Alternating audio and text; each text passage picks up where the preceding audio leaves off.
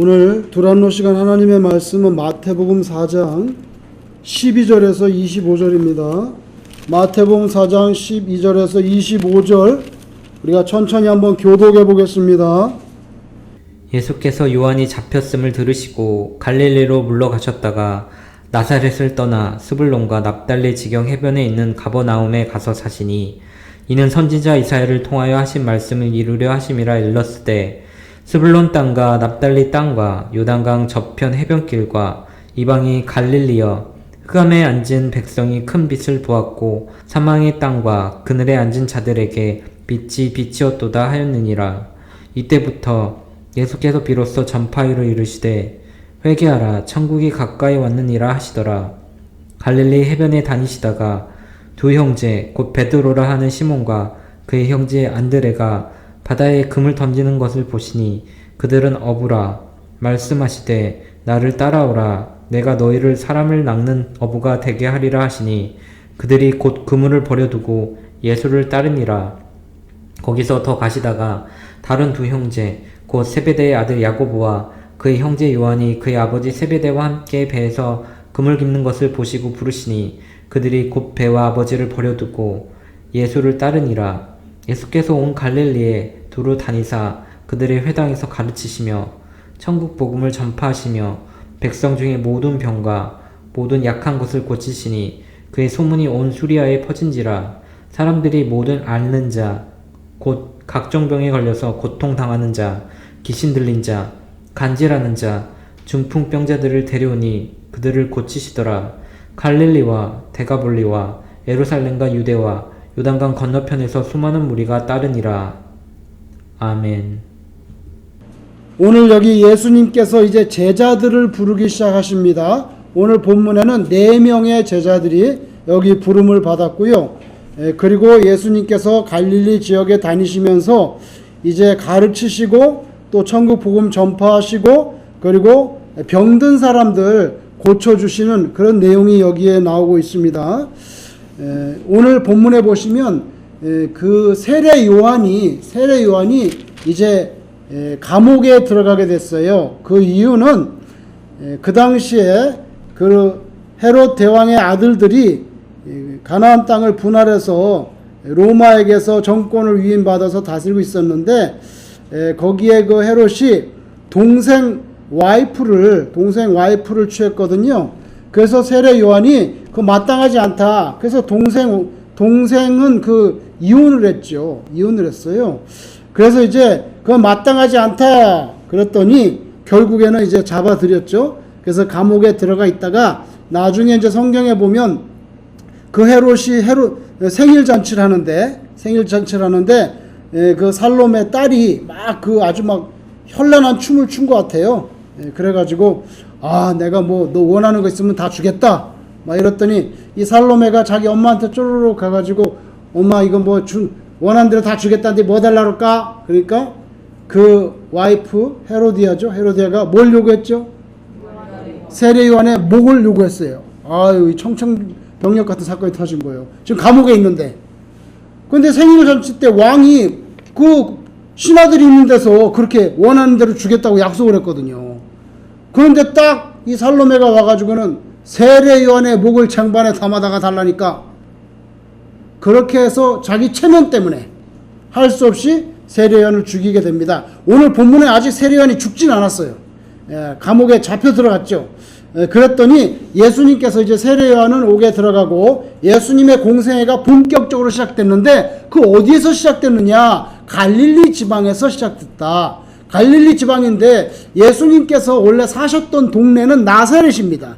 나사렛인데 예수님께서 이제 천국 복음을 전하시면서 말하자면 우리로 치면 선교 본부를 하나 정해야 되는데 그곳은 바로 나사렛이 아니었어요. 나사렛이 아니고 어디입니까? 가버나움이에요. 가버나움은 나사렛에서 한 20마일 떨어진 데인데 나사렛은 일단 산동네예요. 산 꼭대기야. 그러니까 좀 제약이 있죠. 제약이 있고 또 다른 복음서에 보면 여러분 아시죠? 나사렛에 한번 갔다가 예수님 어떻게 알았죠? 절벽에 떨어뜨려서 죽이려고 했던 사건이 있었어요. 그래서 그런지 예수님은 나사렛에서 떠나서 같은 갈릴리 지역이지만 가버나움으로 가서 그 가버나움에서 선교 본부를 삼아서 이제 Kingdom of God, 하나님의 나라를 전하기 시작했어요. 여러분 그 9장을 한번 보세요. 9장 1절? 마태복음 9장 1절 한번 보세요. 자, 마태복음 9장 1절 뭐라고 나옵니까? 예수께서 배에 오르사 건너가 어디에 있다고요? 본동네. 이 본동네가 어디야? 자기 선교 본부로 갔다는 거예요. 이게 어디예요? 가버나움이에요. 그래서 가버나움이 예수님의 선교의 본부였다는 것이 확실합니다. 그래서 예수님은 나가서 막 전도하시다가 또 이제 다시 가버나움으로 돌아오시고, 그죠? 그래서 그 뭐예요? 진보와 뭐 한국말로 하면 좀 어색한데 진보와 후퇴, 나가서 선교하시고 또 본 동네라고 표현한 가버나움에 돌아오셔서 쉬시고, 그죠? 나갔다가 이렇게 전진과 후퇴, 전진 후퇴. 예수님 막 전도하시다가 그리고 새벽에 딱 되면 기도하십니다. 막 전도하시면 전진했다가 다시 자기 원점으로 돌아와요. 그래서 하나님과 교제하는 시간을 갖죠. 영어를 써서 죄송한데 영어로 하면은 advance and retreat이라고 그래요. retreat을 우리가 뭐 수련회라고도 하잖아요. 그죠? retreat이 수련회인데 그 후퇴예요. 원래는 뜻이 후퇴. 다시 돌아오는 거예요. advance. 막 진격에 갔다가 다시 원점 돌아오고. 요거 계속 반복합니다. 근데 자기 자신에게로 돌아오는, 다시 말하면 또 하나님과의 교제하는 시간으로 돌아오지 않고 계속 나가기만 하면 나중에 기운 빠지고 충전이 안 되고 또 이상하게 돼요. 그래서 우리가 막 나가서 이렇게 하는 것도 중요하지만 결국엔 다시 원점으로 돌아와서 뭐 잘못한 게 없는지, 하나님이 원하시는 초점에서 내가 빗나간 게 없는지 다시 돌아와서 기도하면서 살펴보는 거예요. 너무 중요합니다. 예수님은 가버나움을 중심으로 전진과 후퇴, advance and retreat, 이게 계속 이렇게 돼. 그래서 막 전도하다가 그 다음 아침에 뭐 예수님 없었어요. 예수님 어디서 혼자 가서 기도하고 계세요. 왜냐하면 하나님과 관계가 또 있어야 되니까. 그죠? 자, 오늘 본문에는 이사야 9장 1절 2절, 이사야 9장 1절 2절에 있는 말씀을 인용했는데 그게 뭐냐면 스불론 땅, 납달리 땅, 요단강 저편 해변길과 이방인의 갈릴리, 거기에 흑암에 사는 백성이 큰 빛을 보았다. 이게 이사야 9장 1절 2절에 있는 말씀인데 그 말씀이 이루어졌다는 거예요. 실제로 갈릴리, 옛날에 갈릴리는 그걸 별로 안 알아주는 데거든요. 우리로 하면 막 시골이란 말이에요. 한양이 아니고 뭐 저기 귀양살이 가는 그렇게 잘 안 알아주는 동네인데 거기 흑암에 앉은 백성이 큰 빛을 보았다. 다시 말하면 메시아가 거기 계시니까 그 큰 빛을 보았다고. 그렇게 이제 이사야가 구약시대에 예언을 했는데 그게 그대로 이루어졌다는 거예요. 왜? 예수님의 선교 활동의 무대가 예루살렘이 아니에요. 우리로 따지면 뭐 한양이 아니에요. 저 어디 뭐 평안도 저런 어디 함경도 이런 그런 데란 말이에요. 자, 여러분 고린도후서 4장 6절 한번 보세요. 289페이지 고린도후서 4장 6절, 고린도후서 4장 6절 289페이지 고린도후서 4장 6절에 바울께서 편지하실 때 쓰신 말씀이 있습니다. 4장 6절 같이 읽겠습니다. 시작. 어두운 데에 빛이 비치라 말씀하셨던 그 하나님께서 예수 그리스도의 얼굴에 있는 하나님의 영광을 아는 빛을 우리 마음에 비추셨느니라. 이렇게 나와 있습니다. 그죠? 그래서 예수님을 보내주신 것을 빛을 우리 마음에 비추어 주셨다. 이렇게 말씀합니다. 베드로는 뭐라고 말씀했는가? 베드로전서 2장 9절 한번 보세요. 379페이지 신약성경 379페이지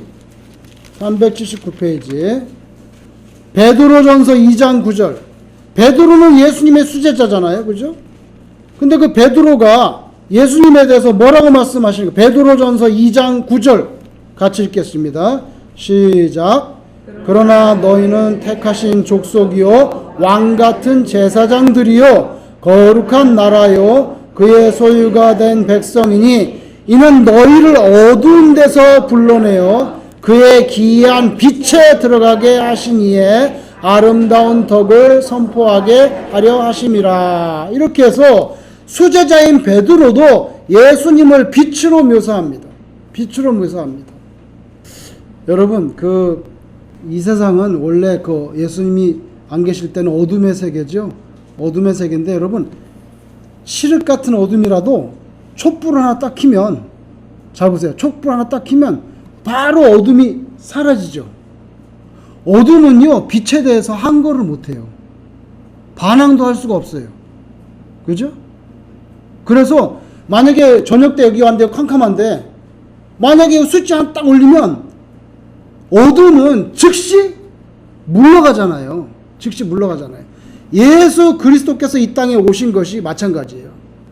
흑암의 세력, 사탄의 세력은요, 예수님이 그냥 나타나시기만 하면 바로 존재감이 상실됩니다. 그건 기독교의 진리예요. 기독교의 진리예요. 그래서 그와 같은 빛이 저와 여러분의 마음에 임했는데 그건 바로 다른 누구가 아니라 예수님이신 줄로 믿습니다. 그래서 여러분 사실 때 너무 우울하게 사시고 너무 진짜 열받아 진짜. 이렇게 사시면 안 돼. 이렇게 살면 안 돼. 예수 하나님이 기뻐하시는 모습이 아니에요. 아이고 되는 일이 없어 족족. 그런 거 하나님께서 기뻐하시는 모습은 아니에요. 그러니까 하나님은요 우리가 항상 뭐요? 항상 슬퍼하라? 아니죠. 항상 기뻐하라 했잖아요. 물론 힘든 일이 있죠. 살다 보면 왜 힘든 일이 없겠어요. 신발 속에 모래 하나만 들어와도 걸을 때 발가락이 힘든데 신발 속에 모래 같은 그런 수준이 들어오나요? 우리 삶을 뚫고 들어오는 것은 우리라면 너무 스트레스 받게 하고 너무 힘들게 하고 마음이 고생스럽게 하잖아요. 신발 속에 들어오는 그런 조그만 돌 정도가 아니에요. 우리의 마음을 핥히잖아요. 그래가지고 생채기를 만들지. 그러니까 낙담하게 되고 슬픈 마음이 들어올 수가 있어요. 그런데 예수 믿는 사람은 그럼에도 불구하고 이 세상이 전부라면은 슬퍼야 되겠지만 이 세상이 전부가 아니다. 그래서요, 내세를 믿지 못하는 거, 천당과 지옥을 믿지 못한다면요, 그건 참 신자라고 볼 수는 없어요. 마태복음 한번 17장 보세요. 1절 2절. 마태복음 17장 1절 2절 한번 보세요. 예수님께서 높은 산에 올라갔는데 갑자기 몸이 변하셨어요. 마태복음 17장 1절 2절 같이 읽겠습니다. 시작. 엿새 후에 예수께서 베드로와 야고보와 그 형제 요한을 데리시고 따로 높은 산에 올라가셨더니 그들 앞에서 변형되사 그 얼굴이 해같이 빛나며 옷이 빛과 같이 휘어졌더라. 이렇게 나오죠. 여기 예수님의 모습이 찬란한 빛으로 나옵니다. 바로 이와 같은 모습이 바울 사도가 다마스커스로, 그죠? 지금도 있어요. 다마스커스. 성경에 다메섹으로 번역되잖아요. 다메섹으로 예수 믿는 사람 핍박하러 가다가 바로 이 예수님을 만난 거죠. 그래가지고 꼬꾸라진 거잖아요. 그죠? 그래서 예수님은 빛으로 표현되고 있다. 여러분 마음 가운데 우울함, 슬픔, 낙심되는 거, 그리고 또 짜증나는 거, 이런 것들은 예수님의 그 은총으로 기쁜 마음으로 다 변화가 되기를 주의 이름으로 진심으로 축원합니다. 그리고 오늘 예수님이 여기 제자 4명을 불렀는데 예수님이 제자를 부른 거지 제자들이 예수님을 부른 게 아니에요. 아시겠어요? 그리고요 여기 솔직히 말해서 나 예수님 제자 되고 싶어요 하고 머리 디민 게 아니에요. 누가 누굴 불렀어요? 예수님이 제자를 부른 거예요. 제자가 예수님을 부른 거 아니에요. 다시 말하면 우리가 하나님을 부른 게 아니에요. 우리가 예수님을 부른 게 아니고 예수님이 우리를 불러요. 그래서 우리 구원의 원칙적인 도는 뭐냐면 우리가 예수님을 불러서 구원받은 게 아니에요. 겉으로는 그렇게 보일 수가 있어요. 내가 교회에 나와서 신앙 가지고 구원받은 것처럼. 그러나 그 모든 과정과 역사하는 것은 결국에는 하나님이 우리를 불러서 구원받게 되는 것입니다. 그러니까 항상 감사한 거예요. 이거는 예수님이 명백히 밝혔어요. 요한복음 15장 16절 보세요. 요한복음 15장 16절. 예수님이 밝히신 내용이에요. 174페이지, 174페이지, 요한복음 15장 16절, 174페이지, 16절, 같이 읽겠습니다. 시작. 너희가 나를 택한 것이 아니요 내가 너희를 택하여 세웠나니 이는 너희로 가서 열매를 맺게 하고 또 너희 열매가 항상 있게 하여 내 이름으로 아버지께 무엇을 구하든지 다 받게 하려 함이라. 아멘. 이렇게 됐습니다. 내가 너희를 택한 것이 아니냐. 그죠? 그리고 이유가 뭐예요? 열매 맺게 하려고. 열매 맺으면 뭐 할 건데? 하나님께 영광이 돌려지고, 그 다음 보세요. 굉장히 무서운 말씀, 그리고 기쁜 말씀이 나옵니다. 내 이름으로 아버지께 무엇을 구하든지 다 받게 하려 함이라. 중요한 말씀이죠? 그죠? 중요한 말씀이에요. 그래서 우리에게 열매가 있으면 우리가 뭔가 이렇게 기도할 때 하나님께서 다 이루어 주신다는 그런 뜻으로 여기에 말씀을 하셨어요. 여러분, 교회에도 꾼이 있습니다. 꾼. 근데 꾼이 보통 보면 세 가지. 첫째는 무슨 꾼이 있을까요? 무슨 꾼이 있을까요? 구경꾼이 있습니다. 이건 어느 교회나 있어요. 구경꾼이 있어서 그냥 뭐 물 흐르는 대로, 구름 흐르는 대로 예, 그냥. 구경꾼은 어떻게 합니까? 예, 손을 열중시하고 있죠. 열중시하고 있어요. 이렇게 열중시하고, 누가 잘하나 못하나, 우리 교회 장로님은 봉사를 열심히 하시나, 목사님은 어떻게 처신하시나, 이렇게 구경하는 거예요. 예, 구경꾼이 있습니다. 꾼이 있어요. 예, 그 다음에 또 꾼이 있어요. 회방꾼이 있어요. 회방꾼. 구경꾼은요, 적극적으로 핍박하지 않습니다. 그냥 와치하고 협조를 안 하고 그냥 적극적으로 그냥 대충 이렇게 사는 거예요. 그죠? 근데 회방꾼은 적극적으로 반대합니다. 쌍수를 들고. 그거는 하지 마세요. 그거는 왜 그런 걸 하려고 그러니까. 이렇게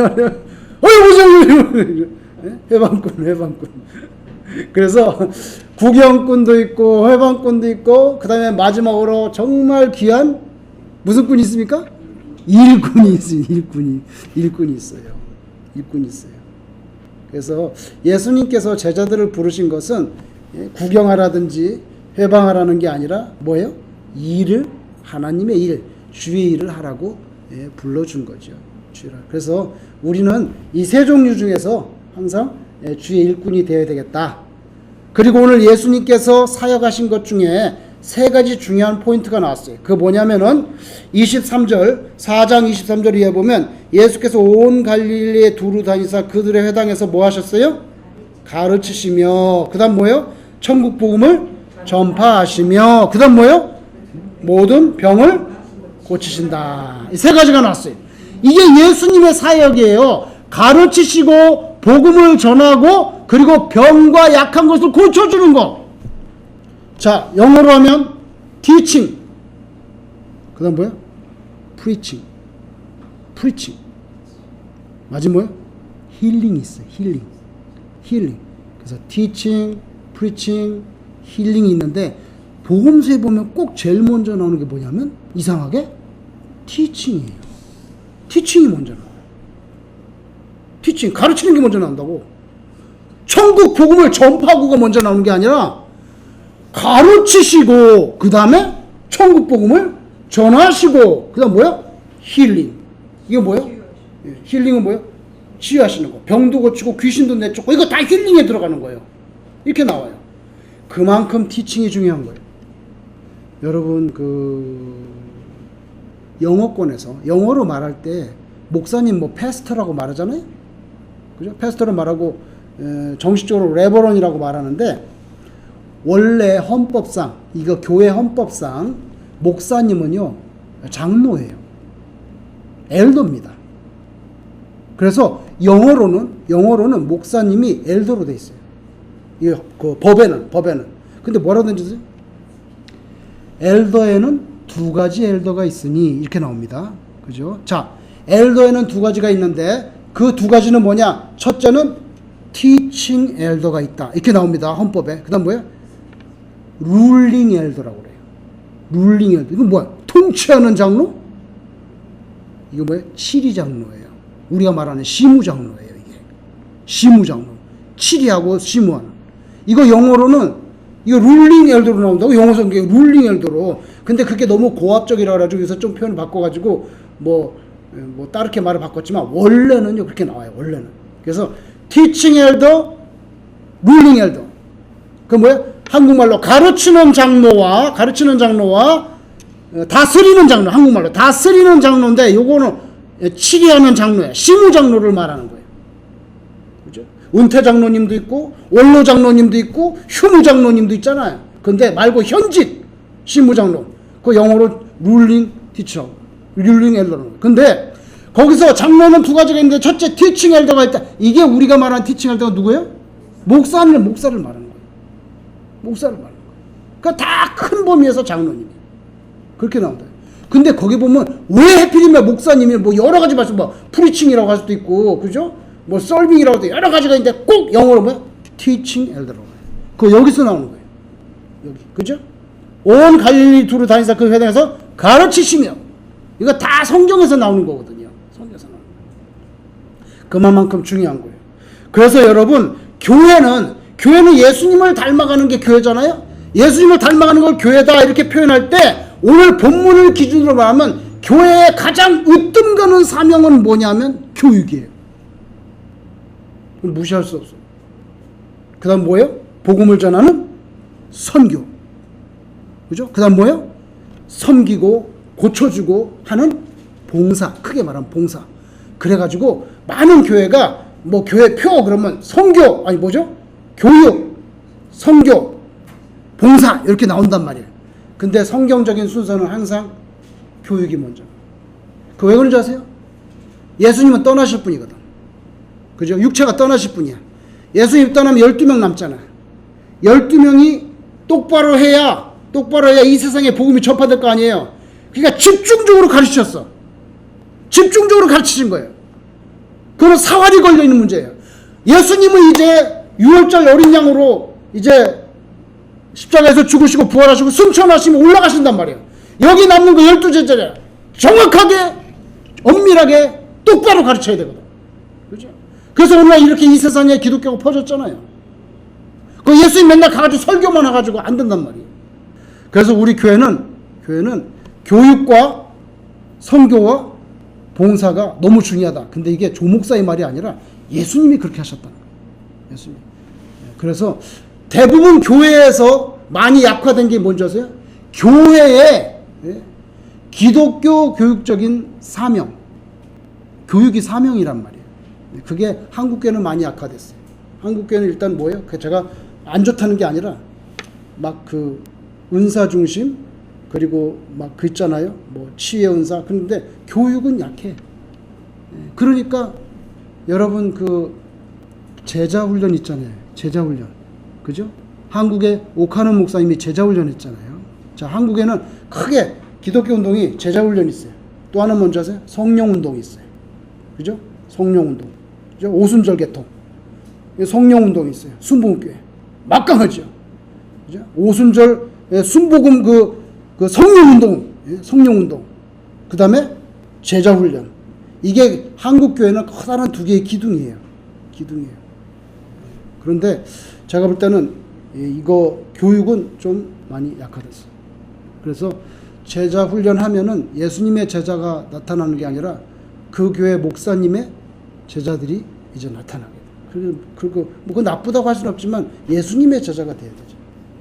자, 우리 교회는요. 그래서 예수님이 하신 것처럼 이렇게 교육과 선교와 봉사가 균형 있게 잘 이렇게 열매 맺혀지기를 주의 이름으로 축원합니다. 기도하겠습니다.